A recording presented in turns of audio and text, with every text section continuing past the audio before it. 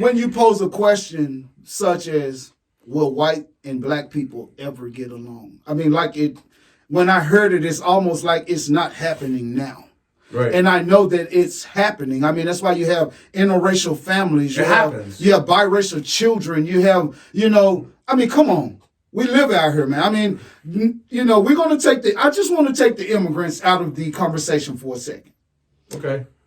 But up until, we'll say the 2000s, the late 1990s, it's always been a white and black thing in America, period. This has been the narrative for centuries. Now, you have to take into consideration that Memphis is speaking from his up. I'm speaking strictly from my side of the track, y'all. Where me and him have a different perspective on things because you don't have to clarify for them because they are just like we are. Well, we have to remind them that Memphis grew up in the South. Okay. I just want most of my fellow wheat bread slices, man. Yeah. In Memphis, where I'm from, it's not diversified. And due to the lack of diversity, you have that stalemate. I mean, it's a stalemate when it comes down. And it also breeds stereotypes. And well, I mean, the social media and TV has done the most propaganda to push stereotypes. Yes, exactly. So right. Division pays. Right. And one thing that I will say is, it took a while for me and White Bread to get cool because he had to figure me out. He just knew that, hey, this guy must be about something. Any kind of way, he's over here in this neighborhood. Right. I'm a homeowner. Yep. I pay taxes.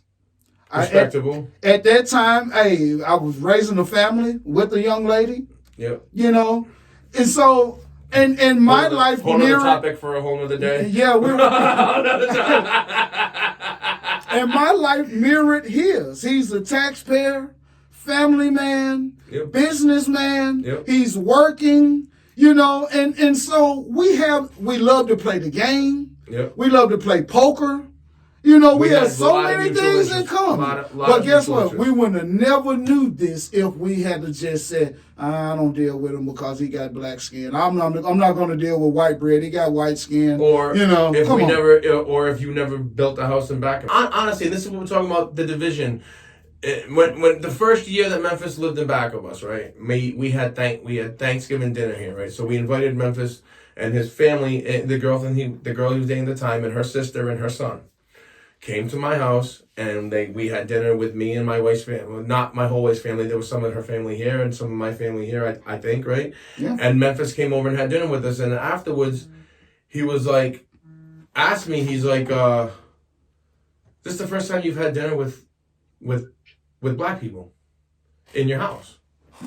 And I was like, what the hell are you talking about? No, I'm like, I've been having black people over my house to eat since I was a kid. Hold on. And he basically was just like, and because of his background and his upbringing, and like he was talking about, it's very segregated where he was from. Where he lived, he grew up, there was all black people. I'm gonna say that by design. Hold on, I'm gonna give you a great example. Yep. I'm gonna give the people a great example. Yep. And I can't remember the total number, but I can say we had probably 600 people in my high school class. Yep. At Whitehaven. Average high school. And we had maybe 3 to 4 white, and maybe 1 or 2 of them were mixed. And that was it. Wow. I moved up here to North Carolina. I was 32 years old the first time I saw white and black children get bused to school together. That was like a real surreal moment for me. Because I had never seen white and black children go to school together like that because it never happened in my life. Right. The same way when I worked I worked at a facility here in Mooresville. I won't call the name. But we don't want to shout anybody out. But the manager who was running the facility, I worked in the medical field and she told me that she was from upstate New York and Memphis. I was 26 years old before I ever laid eyes on a black person.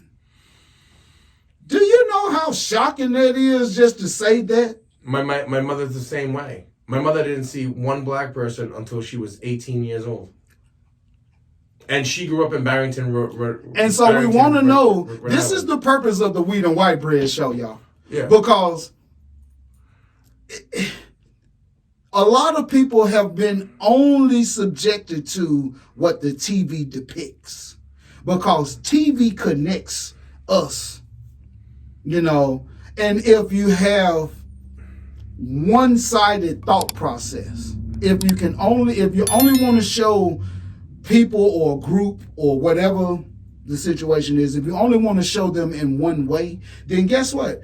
If a person has lived their whole life to 18, 19, 20, 22, 23, 25, and you finally see a live person, a black person, or or the N-word, or what, however it has been described, whatever's been taught to in you. your home, whatever's been taught or to you around by your your circle. family. It may not have been in your home, but if it's School, around you, whatever. Yeah. If this has been your reality, that's why you need to be here at the Wheat and White Bread, because we're gonna show you that's the different side of the coin. That's that bullshit. That's the bullshit side of the coin. That's bullshit. That's the fucking easy way to do things. The hard way to do things is to actually respect people's perspective, given their life experience. People don't take anybody's life experience into account when they're listening to their opinion and trying to understand where they're coming from. Like we have completely different upbringings. Right. Like you said, you were shocked when you saw white and black kids 32 being years together. old, Shocked, stunned. Okay, and you were just equally as stunned when I had said that I had black people coming to my house for dinner since I was a kid. Right. You were also like, whoa, wait now, a minute. For the record, I could not have been able to tell you that I didn't know his mother had never seen or dealt with black children or black people until she was 18. Okay? Because here's a lady who has probably one of the most sweetest demeanors and most beautiful spirit that you would ever want to see in a person. Treats me just like I'm her son. Yeah. I'm going to give you a great example. She had came here. She had took sick. She had to go to the hospital. I come to go and see her. White Bread called me and said, hey, man, stop by and say hey to my mom's, man. Yeah. She's over here at the hospital. I said, okay, dog, I'm on my way there now. I get there to the hospital, and we'll get her on the show whenever she comes back to town. I get there to the hospital, y'all.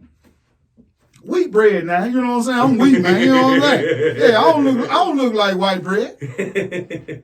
So the lady, the nurse at the nurse's station, oh, well, only family can go in there and see her. Just so happened she heard my voice. She said, wait a minute, let my son back here. She said, oh, I'm sorry, sir. I didn't know you were family. You come right on in. You hear me? Yeah. So I'm saying this to say, man, we all family, because we all bleed. We all breathe the same earth. We all here, regardless of whether somebody has a problem. Listen, the color of your skin just has to do with your ancestors and how close I'm here to tell the public right now. I'm gonna put a public service announcement out White Bread. If anybody was to mess with White Bread and I'm around, I take these rings off. He got an extra set of hands. Even though I got a bad arm right now, hey, he got an extra set of hands because that's my family. Yeah. That's my brother, that's my homie, that's my partner, that's my boy. We chill together. And that's just what it is. And I'm sure we're not the only two. No. This goes on everywhere. Not. Absolutely not. It's just the narrative that's out there. That's it. You have to all white people are racist and all black people are criminals. Right. That's the narrative. The narrative is every white person is racist. And they just hate everybody except for white people. And all them black folk come out the ghetto. All they do is smoke dope. And you know what? Hey, have multiple kids and baby mama. And it's you know Shout what out it to is? the baby mama. It's 20%. I will agree that 20 to 30% of white people are 100% racist, pieces of shit, ignorant. They're never going to change their ways. They're going to teach their kids, the next generation, the next generation, the next generation. And I will say that 20 to 30% of white people are also criminals, and will always be criminals and will be in the system and will be here, there, everywhere. That's a fact. There's just as many white people in prison than there are black people, than there are any other race. Or any other, there's not race. Race is the wrong word. Any other ethnicity. Right. Which I don't know how we say white people because that's not an ethnic background. Right. Okay, there's no country named That's white. for another topic, white. That's another topic for another day, but there's no country named white. And there's no country named black. No, so I don't know what the hell we're talking about. Right. If you're from France, you're French. You're from Germany, you're a German. You're not an African German, English German. You're from French, Poland. You're Polish. You're from Russia. If you're from China, you're Chinese. You're Russian. It doesn't matter. You're from Ukraine. You a Ukrainian. That's it. I mean, I'm just saying, man. If you're from America, you should just be an American. There should be no classification. So hold on, white Brie. I got to ask this. So if I was born in Ukraine, you're a Ukrainian. Would I be an African Ukrainian? No, you'd be a Ukrainian. If you were born there, you were naturalized citizen. You'd be a Ukrainian. Or if you applied for citizenship and were given granted, you said you'd be a Ukrainian. So this should be like, I don't know shit about Greenland. I'll say this. How about this? If you went to the Azores tomorrow, where Marilyn's parents are from, right, and you purchased a house. Shout out to the Azores. Shout out to the Azores. Beautiful. If you purchased a house there, or you purchased a piece of land there, anything, if you were a landowner, right, you automatically become a citizen of that country. So you wouldn't be an African Portuguese or an American Portuguese. You just be Portuguese. That's it. Your only classification would be Portuguese. There'd be no hyphen. We only hyphen things in this country because we like to discriminate against people.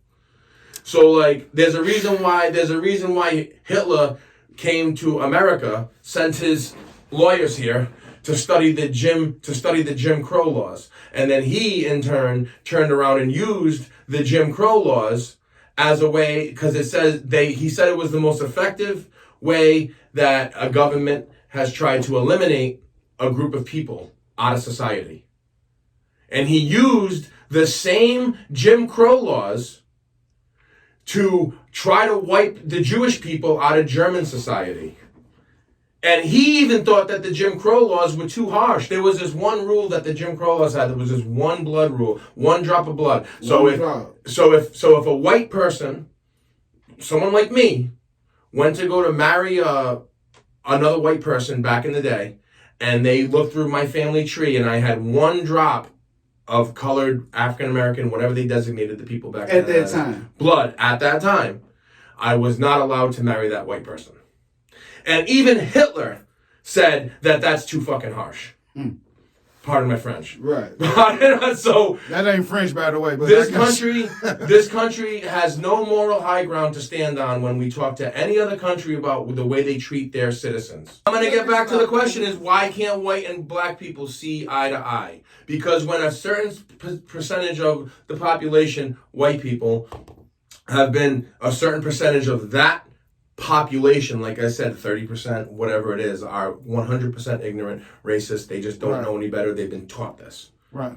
Nobody's born a racist. No matter how much Ted Cruz wants to try to convince people that babies are racist. No, babies are taught to be racist. Okay, that was the point of the book. Okay, right. He just turned it around so he could throw some shit at a highly qualified candidate, but that's another topic for another. Well, I'm gonna say this, white bread. When this is gonna be, and ladies and gentlemen, this is gonna be a topic that will be a staple for the show. Yes. Because we're gonna sprinkle this in as needed, because you're gonna be able to see. We're not gonna just speak on it. We're gonna let you all see, because we lead by example. And we brought this situation up for you all to get.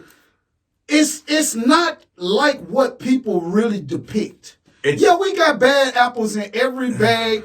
You got spoiled bread. You got molded bread, and I mean, come on now. But nobody is 100% perfect in life. No, not one of us. You got people. But if I strive to get a connection with white bread, if I strive to get to know him as a man, as a person, as an individual.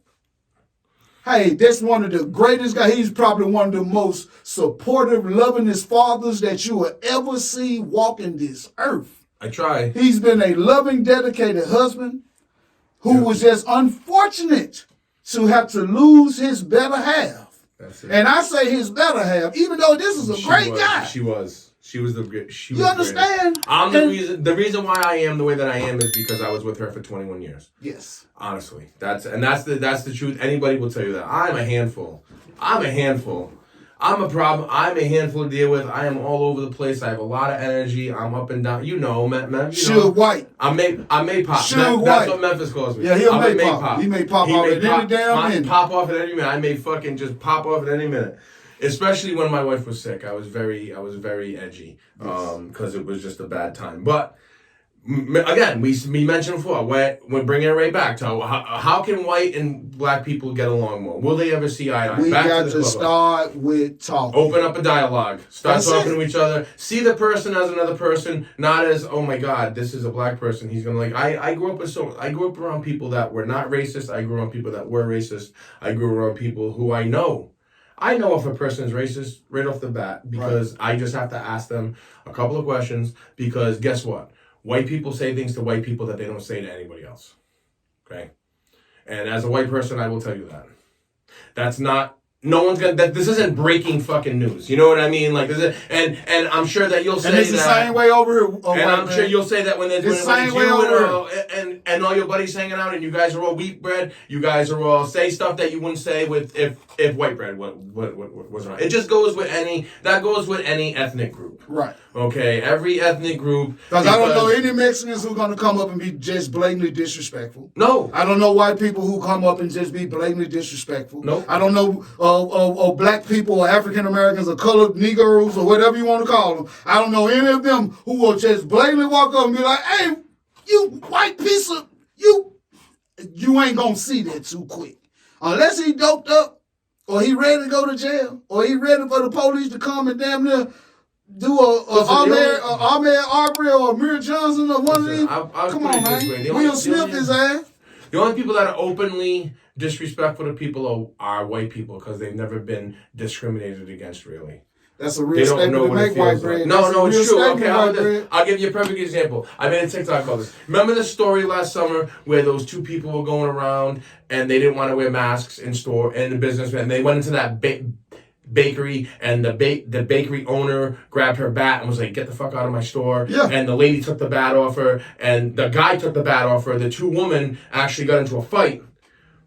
Okay, I made a TikTok about this. Only white people will do what these people did, and you're gonna agree with me when I get to the point. I feel like white people will do shit that other people won't in this country, and they'll think that it's okay. Then we were talking about the two people who walked into the bakery and basically was like, we're not gonna wear a mask, even though the small business owner had a sign out front saying that you need to wear a mask. Compliant. Please, if you want to come into my business, wear a mask. This is my business. If you don't want to come in here with a mask on, choose not to come in here. They chose to go in there. They said they don't have to put masks on. They're quoting these federal fucking. Everyone's a Constitution expert, okay? Constitutional scholars, these two, right? So they go in there. They're quoting all these codes and all this bullshit, and the lady basically tells her, nope, that's not true. I own this business, and I say you have to wear a mask to come here. You have to wear a fucking mask. They attack the lady, take the bat away from her. The two women get into a fight. The man who was with the woman who went into the bakery took the bat, and they got into a fight. They videotaped the whole fucking thing. They leave. Now this is where I get to the point where only white people will do this shit. They go and they seek out a police officer. Find one. Because they want to show them the video, because they want to press charges on the woman who owns the bakery. Right. You know what happens? Like Chappelle said, when keeping it real goes wrong. They both got arrested. She got arrested for assault. He got arrested for stealing the bat. Time out, white bread. Yep. I guess, like you say, everybody a constitutional expert when they get in these situations. Constitutional scholars. Or constitutional scholars. Or however you want to put it. Yep. I'm looking at it like it's a very big difference. People really need to learn the difference between a public business and a private business. A public space and a private space. You know what I'm saying? Yes. Because, most of the mom and pop stores, these are private businesses, man. And these people have, if they choose to comply, whether, because the lady who he's talking about, you know, she kept saying, well, that's not a law. That's not a law. Whether it's the law, if the state is enforcing it, and she chooses whether they give an option to or not. Yeah. And she chose to ride with the state. I'd rather make sure people have nothing to complain about. Well, and to come and do business with me. So I require the same way everywhere else. If you're eating and drinking, you don't have to have it on. But to enter my place of business, this is not a government business. If I have it posted like they tell you, you must have your health department score posted. Yep. You know, and you must have all COVID issues and things of that nature. Correspondence is posted. She's compliant to the law. She's compliant to the law. Yep. You son of a bitch come up in here and want to attack the lady. Y'all berate the lady like she's not who she is. She doesn't know what she's talking about. Come on, man. She has you no don't idea walk what up and be so. We just so disrespectful all of a sudden. That's ignorant. That's ignorant. And this don't just go for white bread. It go for us too, because I'm from a city, man, where they kill young Dolph getting some cookies. Some hot cookies, man, out of the bakery, man. Now, I'm talking about we were getting back on why it's hard for get back to the top. We're gonna roll back to the topic, and then we're gonna get off the topic. This is gonna be a recurring topic on the show: is why white people and black people can't see eye to eye on things. And and you know what? I've seen a lot of videos. Okay, I've been on social media for a little over a year now, pretty solid. Okay, and I just got to say that the majority of the videos that I see of people like the couple that went into that bakery and were blatantly disrespectful, not only disrespectful, but ignorant to what the actual law is. 90% of these videos are at a higher rate than that. I'm being very conservative, saying 90%. 90% of those videos are involving white people. Yep. And you want to know why? Like I said before, because white people in this country, for the most part, white people that are alive now, I'm talking about men and women, because white women haven't been discriminated against. I want to make something clear. You know, I was a security captain for a great security company. Couple years. Yep. Trained about 140 some officers. And I learned firsthand exactly what the police. And this was just to a tenth of what they really get, because I'm not out in the line of fire. I was an unarmed officer. Yep. Okay? So if I'm getting blatant disrespect just being security. Yep. And when I met a couple detectives, you know, at some of the sites, they come out, you know, minor infractions that happen. We have to call the police. And when the police come, you know, they be like, man, I don't see how you can do it. No, I'd be like, no, I don't see how you can do it. You know, because the disrespect is almost like breathing air. It's everywhere now. I mean, I'm just. It's a toxic environment what police have to deal with now. It is. It's a very toxic and it's very hostile. It's you know, because most of the time, when I hear most of the police officers saying, well, you know, we approach with so much caution because we enter some areas and we've already experienced gunfire here 2-3 times. We've had people we know we've had 5 deaths here in the last 2 months. So we know people respond with weaponry, basically. Okay? Yes. So I have to fight fire with fire. Yeah. Okay? But I always tell white bread, I tell them all the time, I say, you know, I would love for people to be able to do a real role reversal one day, you know, because, hey, some of the disrespect that I've had to take, and my man will tell you, I'm a very patient man. Yeah. I grew my hair out to develop patience, because some of the things people will say to try to take you there. And I think, especially, and I'm going to ask white bread, would you agree or disagree on this? Not all of the Karens that we see on these social media videos and shorts and stuff. Yeah. But I almost... You're talking about judgmental white... But no, you're going to get it. Here go the question. Yeah.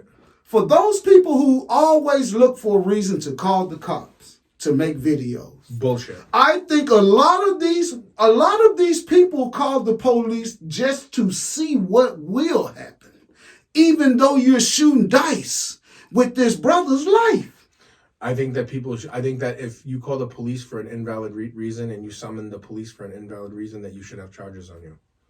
At least a misdemeanor. No. I think that you should be charged with a felony. No, not a felony. No, because you're not gonna get that to stick. You're trying to Or put just a white, fine? You're trying to put white people in Hit them jail with $1,000, $1,500 minimum fine. I'm talking about, yes, hit them with a service charge, just like if the rescue squad comes to your house, they hit you with a fee. Like the ambulance transport you, Right. we need $750. If the police officer shows up and he shouldn't have been there and you called, okay, well, guess what? You just took me away. I'm going to send you a bill. What y'all think about them people? What y'all think about I'm their going to send you a proposal? bill for my time because you took my time away. You also took dispatcher's time. You also took my sergeant's time. You also took all these people's time out of our day when we could be actually out there fighting real crime Right. because you're calling us over some bullshit. Right. Well, guess what? You're not going to go to jail, but you're going to get a fine that you're not going to want to pay. And you got 30 days to pay. And you're gonna, it's going to fucking make people think twice before they call the cops about some bullshit. Amen. If they're gonna get a ticket. Amen. Following. But that also, and you know, I had to keep it real. This goes for my wheat bread. We got to chill. We got to stop acting hostile to everything, because life. A lot of people, especially if they're still in their 20s, and this goes for wheat and white bread. You know, and my man can attest to this. These are just the conversations that we really do have, y'all. We just chose to share this with y'all. Yeah. But here's another point that I asked him about. I think I even asked your mom too. Yeah. I was like, you know, what is it all of a sudden that a lot of white people act like they ain't been used to seeing black people all of a sudden, where everybody's afraid all of a sudden again? What is because the last time that happened, You want me to hold up, the last time that happened in history, white bread. Yeah. This is when the real divide started. I'm gonna tell you what happened, man. I'm gonna tell you exactly what happened. What happened? Black Lives Matter happened. George Floyd got murdered. And Black Lives Matter took a real stance against. I thought it was when Obama got elected. Obama started it. Obama started the fire. Obama, I'll agree with you that. Obama brought the 60s out of the racists. It was low key before Obama got in. But these motherfuckers like the Mitch fucking McConnells of the world and the fucking Josh Hawleys of the world. Don't even get me on Mitch McConnell, white bread. And the fucking Tom Cottons of the world. Mitch McConnell said that we wasn't even Americans. Mitch McConnell's a piece of shit. And he thought he thought I was just making it up. He saw the video. He was like, so. Did you? We gotta wrap up here because we're gonna keep going for hours here. That's for another. That'll probably be. If you wanna hear about it, then you need to subscribe. We're gonna get on that. But we will try. Capitalism is key. We're gonna try to bridge this gap. I drink to that. Of the original question that Memphis was in the clubhouse, why can't white people and black people see eye to eye on things? I believe we can. We can. Because, and I'll give you a perfect example. Me and you. Yes, sir. So with that being said, we're going to wrap this episode appreciate up. y'all for coming. And subscribe, please. There's going to be a lot more where this came from. And we hope that you like and subscribe to the page. The wheat and white bread, y'all. Wheat and white bread, we're going to be here to stay. We're going to keep it 1,000. We're going to try to make a difference.